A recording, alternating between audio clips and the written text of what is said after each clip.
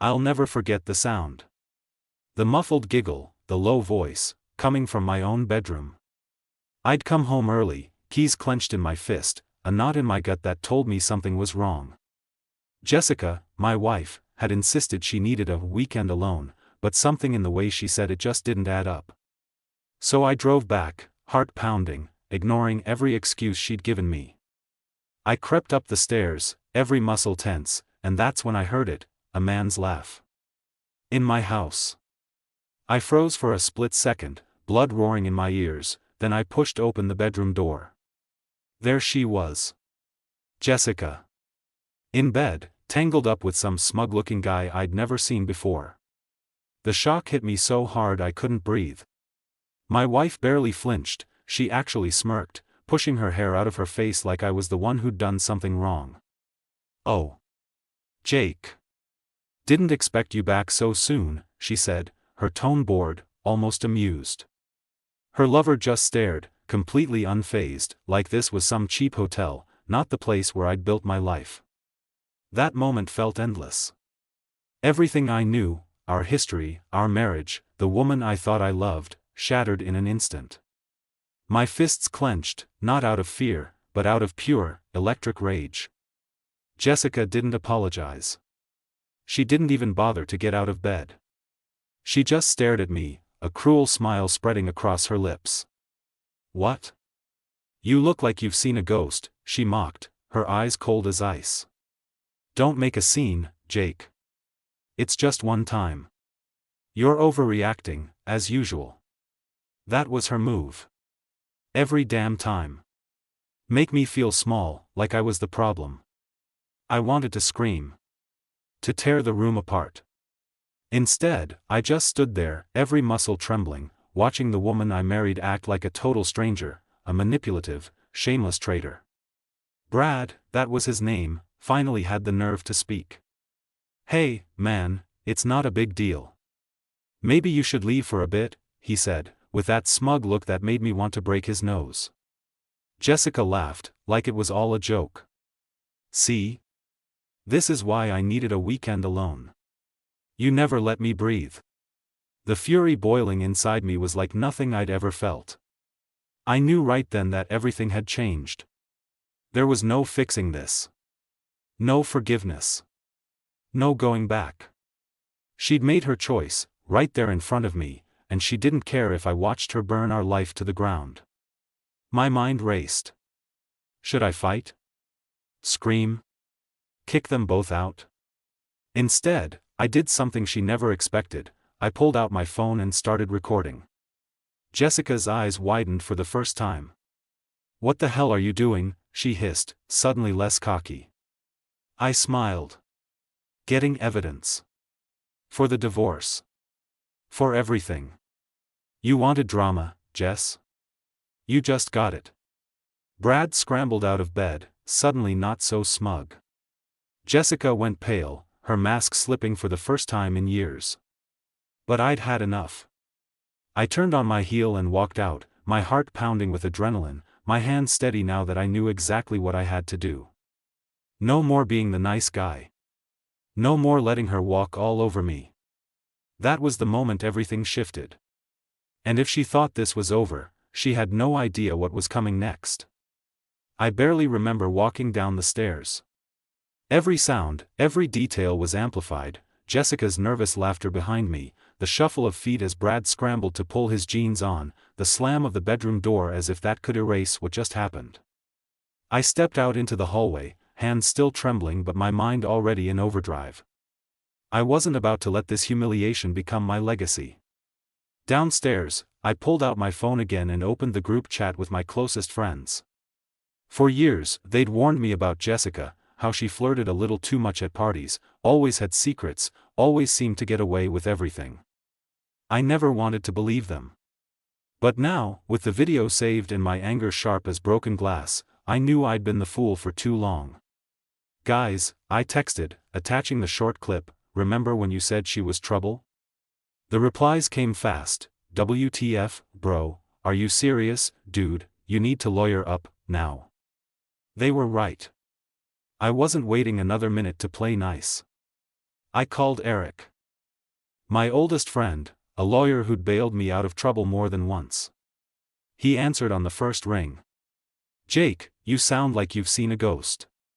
"Worse," I said, voice low and cold. "She's cheating. I got proof. I want her out." Eric didn't waste words. "Don't confront her again. Start changing passwords. Freeze the cards. Gather everything you can, then call me back."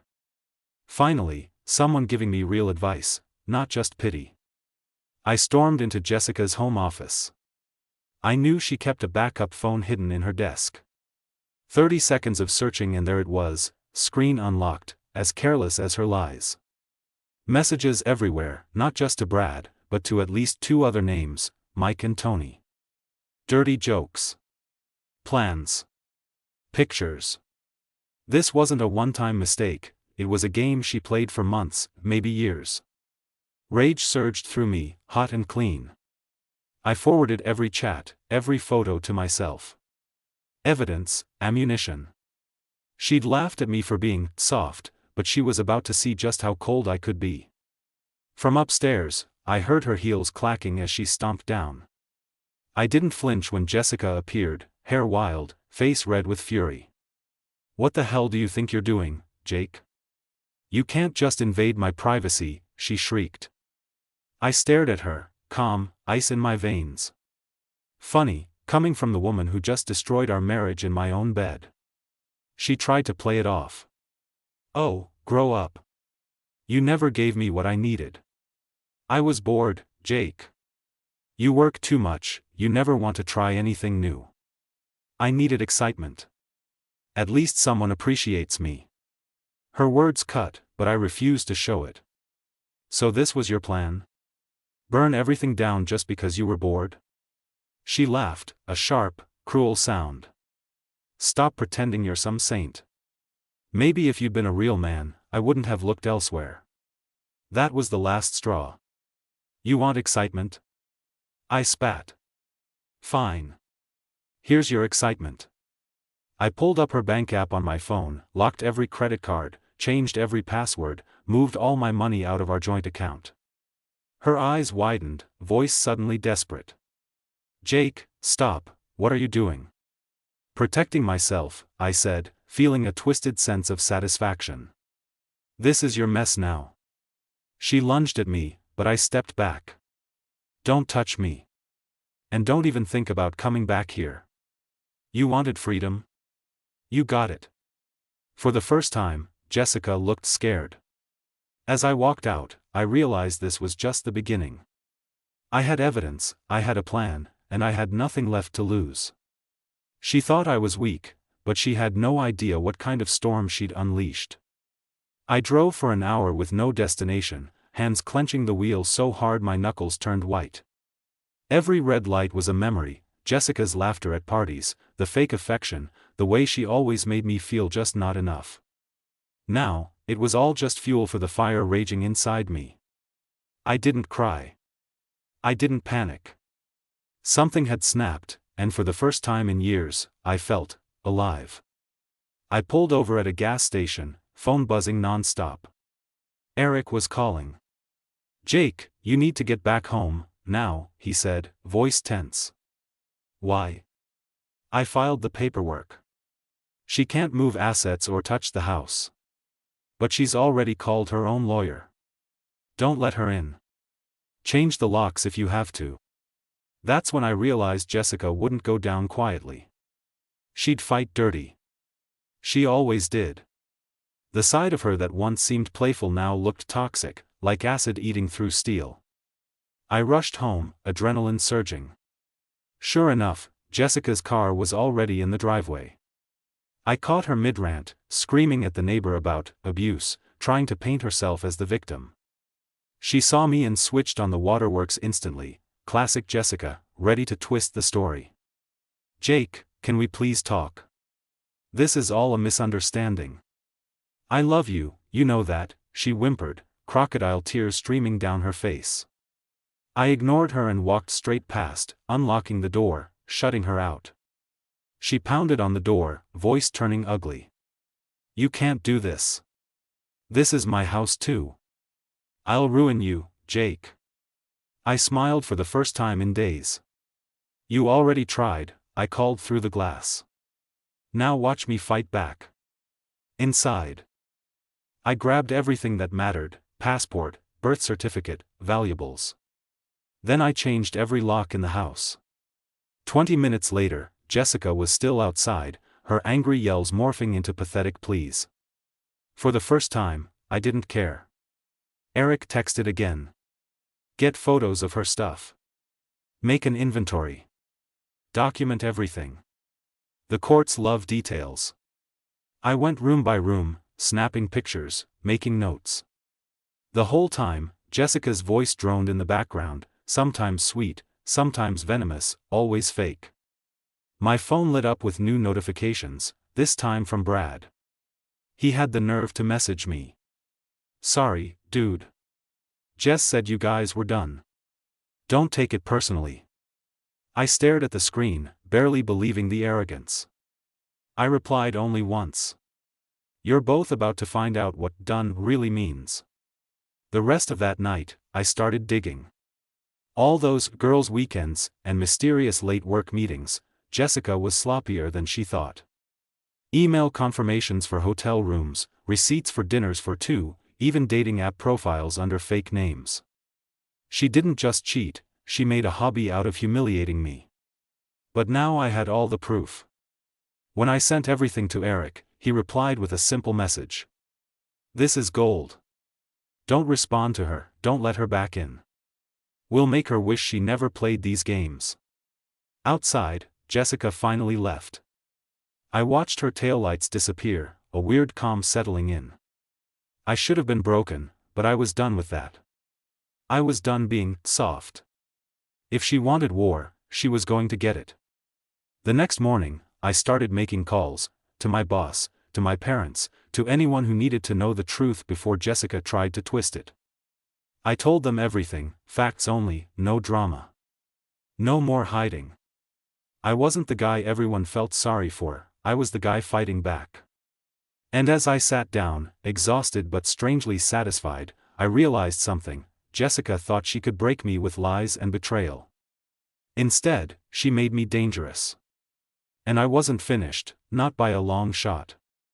Sleep was a luxury I couldn't afford. I lay awake, adrenaline mixing with cold clarity. By sunrise, my phone was buzzing, a new number. I answered and braced myself. It was Jessica's mother, Linda. Jake, what is going on? Jessica called me in tears, says you've locked her out and emptied your bank accounts. She says you're acting crazy. I almost laughed. Linda, you raised her. You know what she's like. I caught her cheating, caught her. She brought a man into our house. I have proof. She's lying to everyone. Linda went silent, and I could hear her breathing, the way people do when their world shifts. I'm sorry, Jake. If you need anything, let me know. The first crack in Jessica's web. I hung up, satisfied. Minutes later, I posted a simple status on Facebook. Some endings are necessary. Truth always comes out. No details. Let people guess, let Jessica squirm as everyone wondered. Then came the real twist: I got an email from Jessica's boss at her marketing firm. Jake, this is Mark. Jessica's called in sick. We just wanted to check on you both. Is everything okay? I didn't reply, but it clicked. Her work trips were just a cover. I found hotel invoices billed to her office, then found Brad's last name in an email. He was her coworker. Now it was a workplace scandal. I sent everything to Eric. If you want to crush her, forward this to HR. They'll eat it up. Meanwhile, Jessica was trying every angle. She left voicemails, swinging from apologetic to enraged. Jake, please. We can talk this out. Don't do anything stupid. I love you, just call me back. Don't you dare embarrass me at work, Jake. You're ruining both our lives over one mistake. One mistake? I thought. She lost count a long time ago. Mid-morning, Brad showed up outside the house. I watched from the window as he knocked, cocky as ever. He looked around, then pulled out his phone and called Jessica.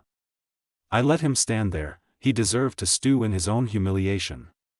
Eventually, he left, but not before keying my car in the driveway. That was the last straw. I called the cops, filed a report, sent the security camera footage to the officer. Brad got a visit from the police that afternoon. One less loose end. Jessica finally managed to corner me later that day. She caught me outside as I was leaving to meet Eric. She looked like hell, dark sunglasses, no makeup, hair a mess. She tried the innocent act. "Jake, please. I messed up, okay? Can't we just pretend this never happened? We can go to therapy. You know I love you, right?" I stared at her, stone-faced. "You love yourself. You lied, you cheated, you tried to play me. This isn't just about me anymore, it's about your reputation, your job, your family. You did this to yourself." She dropped the mask. Her voice turned icy, venomous. "If you try to ruin me, Jake, I swear I'll drag you down too." I almost laughed. Too late. You already tried. And now everyone knows who you really are. I got in the car and drove away, her curses echoing behind me. My hands were steady, my mind clear. For the first time, the power had shifted. Jessica couldn't hurt me anymore. I was done being the victim. I was done cleaning up her messes. Now, it was her turn to burn. That same night, as the city hummed quietly, I sat at my laptop, piecing together the last moves of Jessica's little game. The evidence was bulletproof: messages, hotel bookings, security camera footage, money transfers. I didn't just have enough for a divorce, I had enough to make her think twice about ever screwing someone over again. Eric sent me a simple message. Send the package to her boss. CC her HR. And send another copy to her parents. Let's make sure she has nowhere left to hide. My hands didn't shake as I attached the files. I wrote just one line in each email.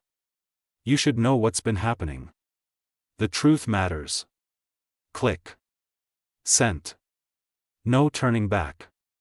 Within half an hour, my phone started blowing up. Jessica's boss replied first, curt and cold. "Thank you for bringing this to our attention. We will handle it internally." Next, Linda, her mother. This time, no confusion, just heartbreak. "Jake, I'm so sorry. Please take care of yourself. We'll talk to Jessica." It was only the beginning. As soon as Jessica realized what I'd done, she went nuclear. She called me 20 times, sent texts full of threats and desperate bargaining. "You're ruining my life. I'll sue you for harassment. Please, Jake, don't destroy my career. I'll do anything." Funny how fast the bad bitch act fell apart once the ground started shifting beneath her. She'd always been great at faking innocence, crying on command, making herself the victim, blaming me for her own decisions. But this time, no one was buying it. Not HR. Not her parents. Not me. The next day, I walked into the bank and opened my own account, transferring every cent that was legally mine. The teller glanced at the stack of documents, then at the look on my face, and didn't ask a single question. I closed our joint account. Jessica, for the first time, couldn't use me as her personal ATM. My phone pinged. Eric again. "She's officially been served. The judge granted a temporary restraining order. She can't set foot on your property." I felt a savage satisfaction. For months, even years, Jessica had gotten away with everything: sneaking, lying, using me as her emotional punching bag. Now, for the first time, she was the one scrambling for control. But she wasn't done yet. That evening, there was a knock at the door, police officers, 2 of them, stone-faced. "Mr. Harris?" "Yes. We received a call from your wife about domestic threats and financial abuse." mind if we come in? I let them in, handed over every piece of evidence, messages, video, emails. I explained everything in a calm, matter-of-fact voice, no anger, just the facts. The officers listened, asked a few sharp questions, and left with a nod. An hour later, Jessica called again. Nice try. The police know the truth now. You can't twist things anymore, I told her. She lost it, shrieking down the line, you'll regret this, Jake. You're nothing without me. But I hung up. Her power was gone, her lies exposed. I sat down, exhaling slowly. It was far from over, divorce court, settlements, public drama. But Jessica's empire of lies had finally started to collapse. The walls were closing in, and for once, I wasn't the one left out in the cold. Tonight, I didn't feel broken. I felt dangerous. Jessica wanted a war, well, now she was in one, and I was just getting started. I woke up before dawn to the first good night's sleep I'd had in weeks. For once, I didn't wake up dreading the day, I woke up hungry for it. I checked my phone, dozens of missed calls from Jessica, most from the middle of the night. I scrolled past her desperate voicemails, crying, cursing, threatening, begging, until I saw a new message from her boss. Just one line. Jessica has been placed on administrative leave pending investigation. I let that sink in as I poured my coffee. A small, brutal part of me felt satisfaction. She'd mocked me for being boring, for following the rules, now those same rules were burning her. Karma, I thought, finally catching up. I spent the morning with Eric, going over the legal game plan. Divorce. Restraining order. Every asset tracked, every message printed. He had a grin on his face, the kind of lawyer's smile that meant someone was about to lose big. She'll try to play the victim, Eric said. But the judge will see right through her. You did everything by the book. That's when Jessica tried one last ambush. She showed up at my office, somehow got past security, stormed in, and started screaming in front of my coworkers. You ruined my life, Jake. You told everyone, you made me look crazy. People stared, shocked. I stood tall, refusing to flinch. Jessica, you did this to yourself. Go home. She was wild-eyed, mascara running, no sign of the cold, confident woman I once knew. She lunged at me, tried to slap me, but security hauled her out. My boss pulled me aside after. You all right? Never better, I said. And for once, it was true. The fallout spread fast. By lunchtime, Jessica's affair was public knowledge. Her work friends stopped answering her calls. Her parents sent me another message, this time asking if I was safe. Even Brad, her not-so-secret boyfriend, blocked her on every platform after he got his own share of the chaos. Turns out, Brad had a girlfriend too, and she wanted blood. I sent her the evidence I had, no words, just facts. I figured she deserved to know the truth. By evening, Jessica's world was ashes. She called me one last time. This time, her voice was flat, deadened. Is this what you wanted, Jake? For me to lose everything? I paused, let her feel the silence. No. But you wanted freedom, remember? You got it. Hope it was worth the price. She hung up. I didn't feel guilty. Not for a second. That night, I sat down with my parents and told them everything. My dad clapped me on the back, pride in his eyes. You stood up for yourself. Finally. I realized I wasn't just getting revenge, I was reclaiming my life. The house was mine. My money was mine. The shame was gone, replaced by a hard-edged confidence I'd never felt before. Jessica's lies had been a cage. Now, I was free. Still, I wasn't stupid. I knew she'd try something else. Jessica never accepted defeat easily. So I set up cameras around the house, changed every password, checked credit reports, warned the neighbors to call the cops if she even set foot on the street. When I lay down that night, exhaustion finally won. But it wasn't fear that kept me awake anymore, it was anticipation. The story wasn't over. Jessica would try to claw back some dignity, some control.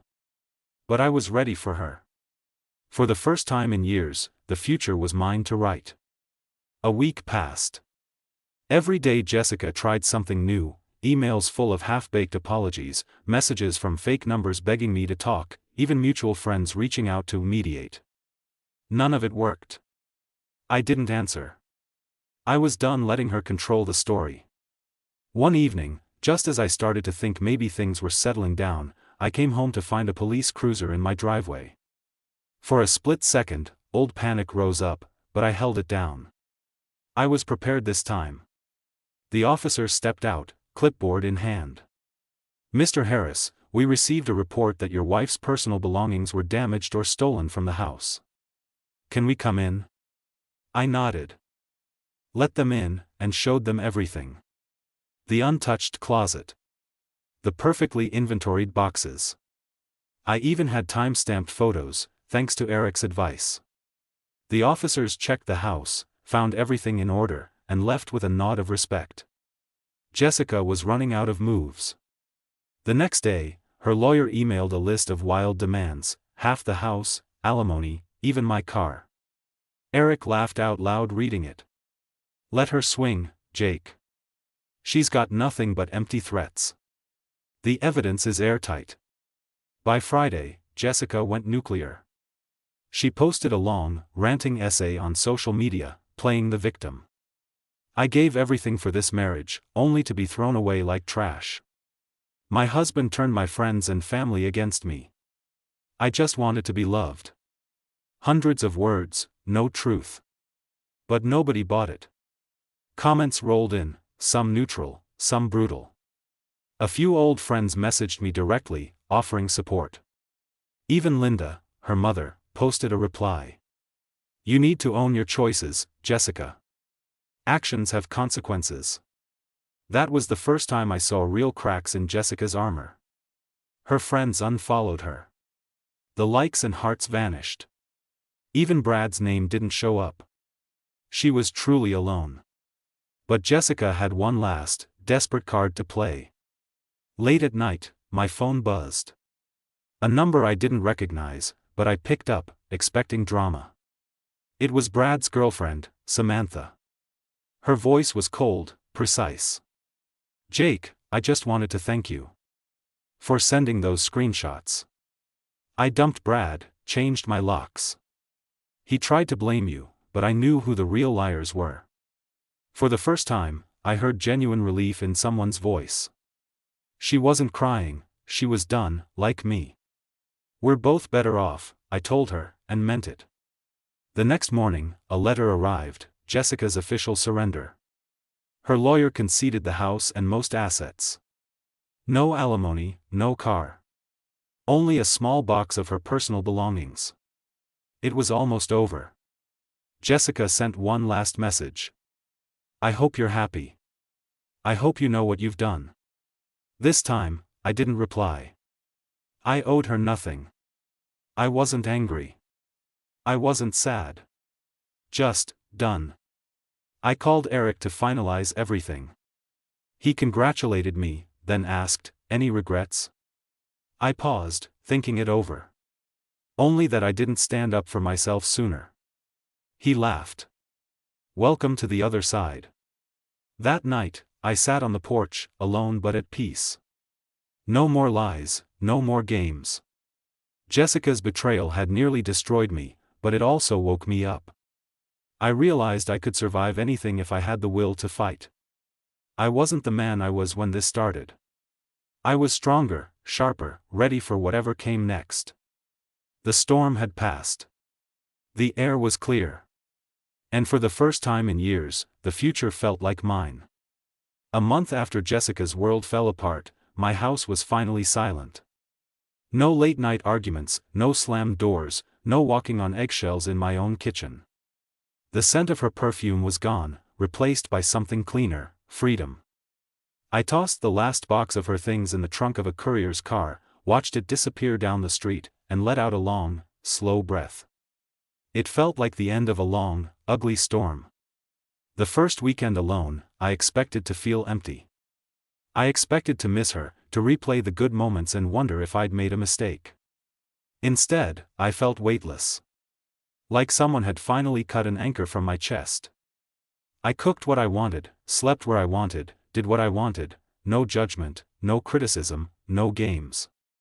I invited a few friends over, and we sat around laughing, no tension in the air for the first time in years. They told me the truth, "Jake, you're different. Better. You look alive again." I didn't avoid the memories. I faced them, head on. I could remember Jessica's fake apologies, her gaslighting, the way she made everything my fault. For years, she'd drained me, emotionally, financially, even physically. Now, I finally understood, it was never about me not being enough. It was about her never being satisfied, never able to tell the truth. She'd been so busy lying, so busy playing the untouchable queen, that she didn't notice the ground crumbling beneath her. I learned to appreciate little things. A quiet cup of coffee in the morning. A clean, empty bed. The sound of my own thoughts, finally uninterrupted. Even the scars from this mess felt like proof I'd survived something brutal and come out harder, smarter, impossible to fool again. One night, I ran into Brad at the gym. He wouldn't meet my eyes, tried to slip away without a word. I stopped him. "Thanks for doing me a favor," I said, dead serious. "You and Jessica showed me exactly who I married. Now I know better." He looked like he'd swallowed glass, muttered an apology, and left. I felt nothing. He was just another part of the mess I'd cleaned up. Samantha, the woman Brad cheated on, texted me a week later. She'd moved on, started a new job, found real friends. "Thanks for telling me the truth," she wrote. "Feels good to finally breathe." I wished her luck. We'd both escaped. The divorce was finalized quietly, no more drama. I kept the house, my savings, my dignity. Jessica got what she'd earned, nothing but her own lies to keep her warm. She tried to message me once more, a desperate, rambling apology. I blocked her. I'd wasted enough of my life listening to her excuses. When people ask me what I learned, I don't hold back. If someone shows you who they really are, believe them. Don't wait for them to change. Don't let their lies become your reality. Stand your ground, fight back, and when you walk away, never look back. I don't regret fighting for myself. I don't regret making it ugly. Sometimes, you have to go to war to reclaim your peace. Now, when I look in the mirror, I see a survivor, not a victim. For anyone stuck where I was, don't be afraid to burn it all down if it means you finally get to live. And that's the truth.